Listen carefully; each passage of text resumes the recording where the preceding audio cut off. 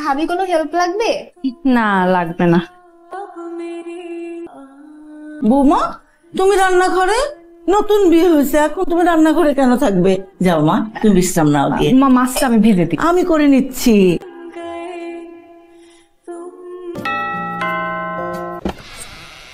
কাকে যাচ্ছে? সিফাত আছে? জি বাসায় আছে। সিফাত, কিরে ফোন ধরছ কির জন্য? দোস্ত আমার ফোনে চার্জ নাই।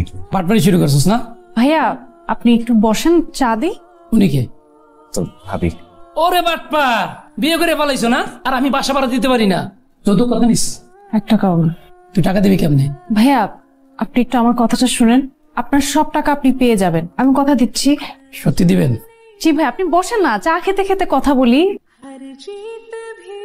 জানো একটা এমন একটা কাজ করতে পারলো, আমাদের কথাটা একবারও ভাবলো না। তোমার কি মান ইজ্জত বলে কিছু আছে? হ্যাঁ, যে মেয়েটা আমাদের কথা না ভেবে একটা ফকির ছেলের সাথে ভেগে গেল, তুমি তার কথা বলছো? আমি ওকে মেয়ে বলে মনে করি।